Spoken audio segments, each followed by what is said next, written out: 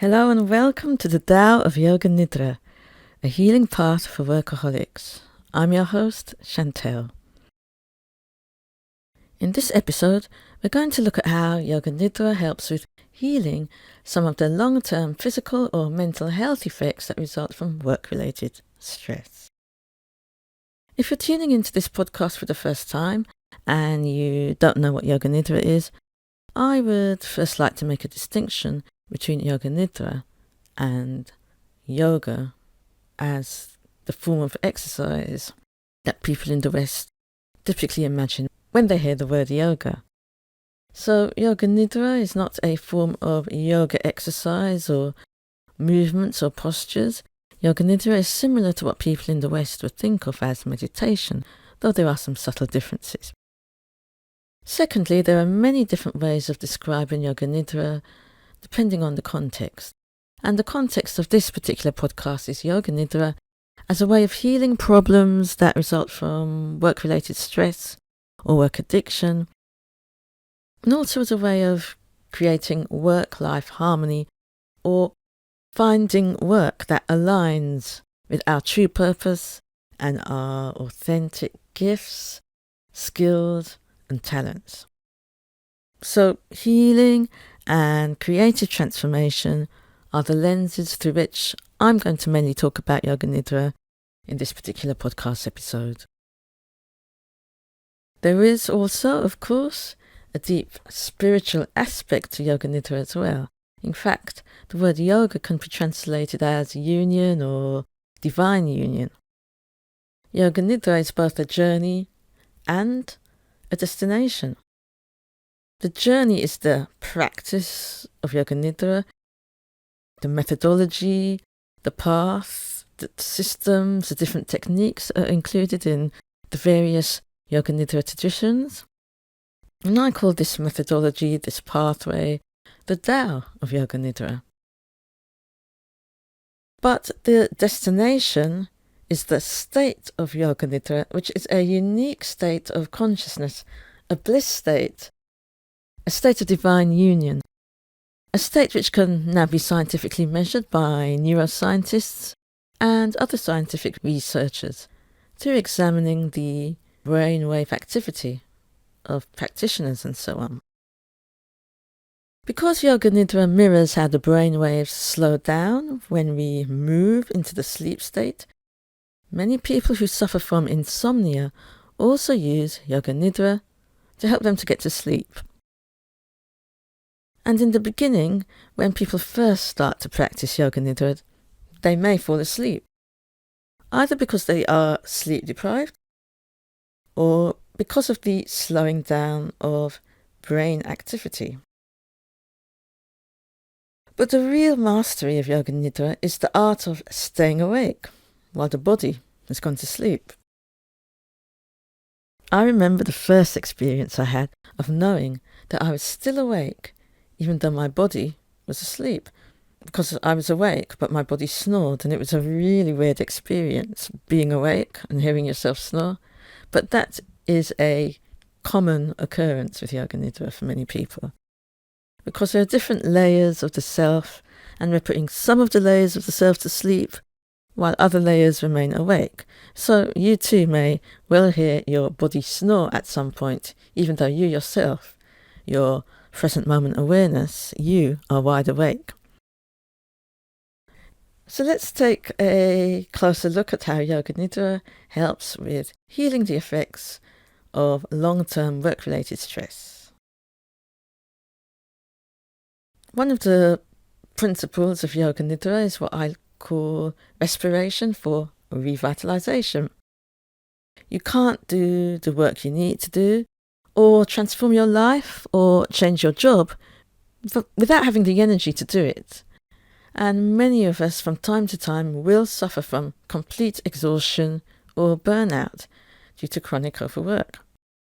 And many of us experience the effects of stress in our daily lives, both physically and mentally, due to the pressure of work, deadlines and demands. All of this can take a toll on our well-being, affecting not only our overall health, but also our job satisfaction too.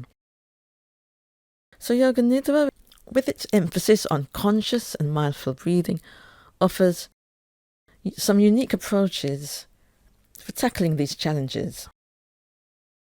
With the respiration for revitalization aspect of Yoga Nidra, we delve into the transformative power of the breath, which is the bridge between our mind, our body, and our emotions.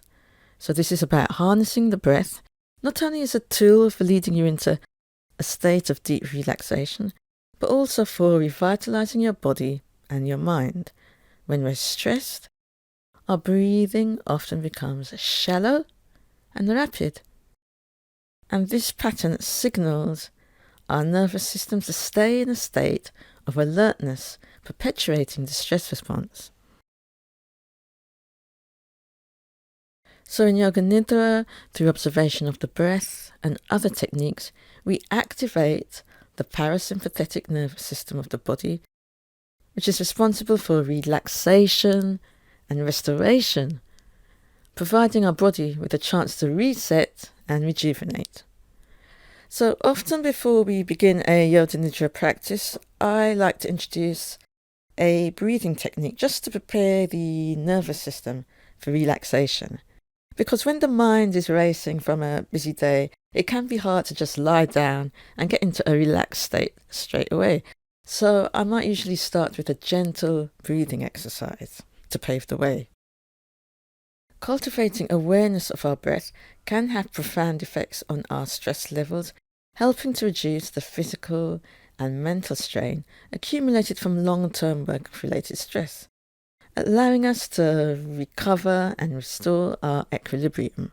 So through conscious and intentional respiration, we can tap into a source of revitalization that has the potential to transform the way we experience and cope with the challenges of our daily life. So that was respiration for revitalization. And another one of the aspects that Yoga Nidra helps us with is rest and relaxation.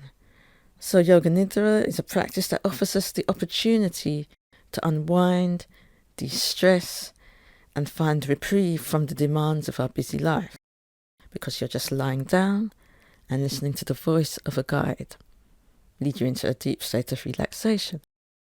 Normally we might attempt to relax by binge watching a box set or a series on Netflix, but this isn't really relaxation. This is distraction or escapism. And that's great. I love to unwind with a bit of entertainment, but sometimes entertainment isn't always that relaxing, and often it's a superficial form of relaxation based on temporarily distracting us from our problems. So Yoga Nidra offers deep, profound relaxation. In our everyday working lives, stress often accumulates both physically and mentally, and our minds are constantly buzzing with thoughts, worries, and the never-ending to-do lists. Yoga Nidra steps in as a sanctuary, guiding us into a state that mirrors sleep but goes beyond it, a state where our body and mind find deep rest.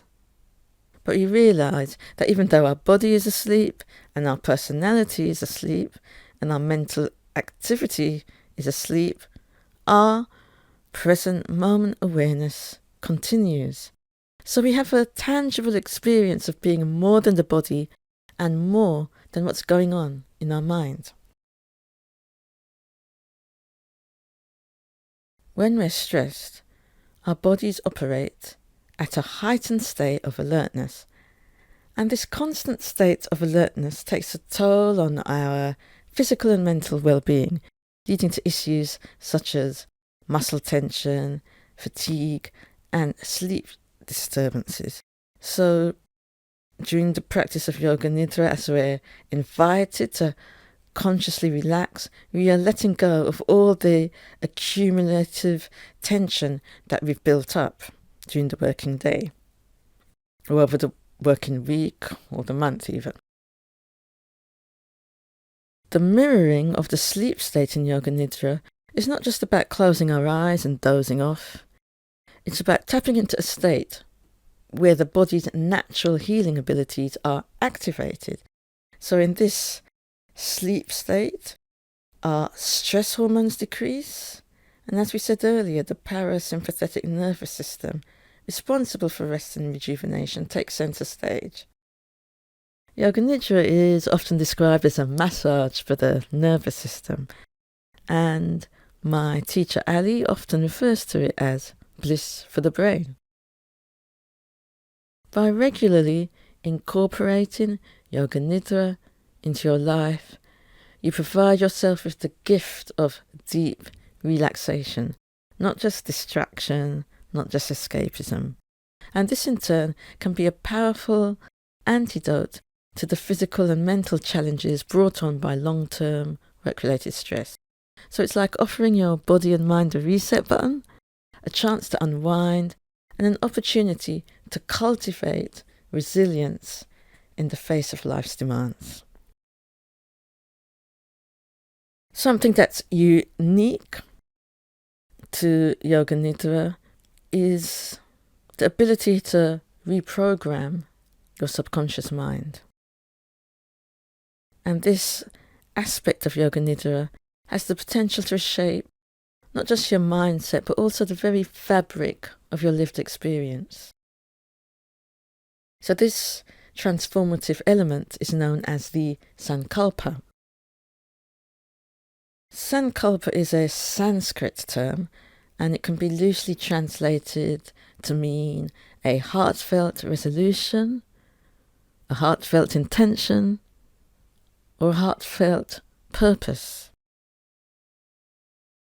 And in the context of Yoga Nidra, the sankalpa goes beyond a simple goal-setting exercise, and it becomes a potent force for rewiring the brain and reprogramming the subconscious mind, and subsequently transforming our behaviour and creating the experiences in life that we want to experience. So Yoga Nidra is also the art and science of conscious creation, rather than living our lives by default and lurching from one crisis to another. So the beauty of the sankalpa lies in its ability to address the challenges of long-term work-related stress, with the physical and mental health problems that manifest, job satisfaction, and the overall sense of imbalance. The sankalpa can address all of these challenges at a deep and subconscious level. So when we immerse ourselves in the practice of Yoga Nidra and we reach a profound state of relaxation, the mind becomes more receptive and the subconscious mind becomes more accessible. So it's like entering the control room of your own thoughts and behaviours. And it's here that we introduce the sankalpa in this deep stage of relaxation. Actually, we do it twice. We do it right at the beginning of the Yoga Nidra practice, and then once we reach down into that deep sleep state where the subconscious mind is more readily accessible. And we repeat this statement. We usually repeat it 3 times.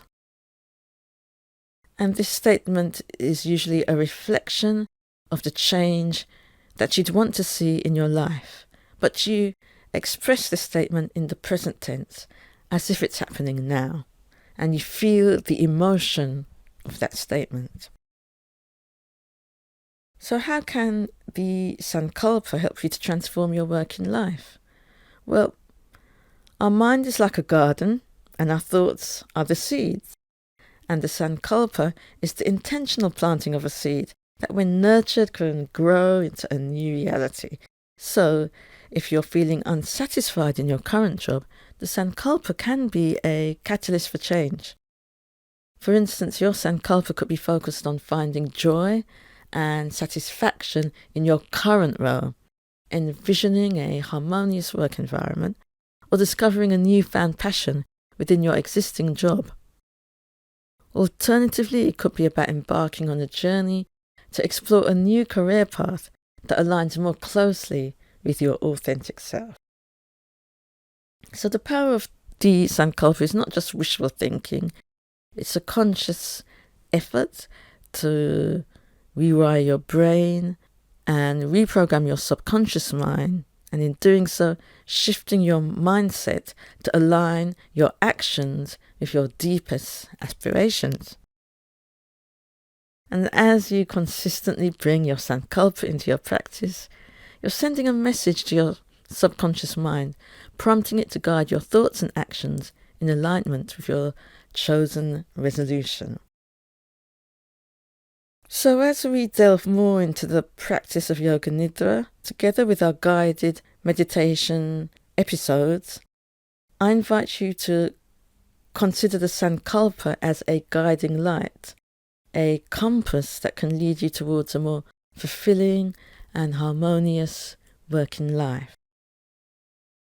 So whether it's transforming your current role or embarking on a new professional journey, the sankalpa has the potential to be a catalyst for positive change. So we've just skimmed the surface here of some of the ways that Yoga Nidra can help with reducing, alleviating, or even dissolving work-related stress and the physical and mental health impact of work-related stress. The next episode of the Tao of Yoga Nidra will be another guided meditation where you can continue to enjoy the healing benefits of this ancient yogic practice. Bye for now.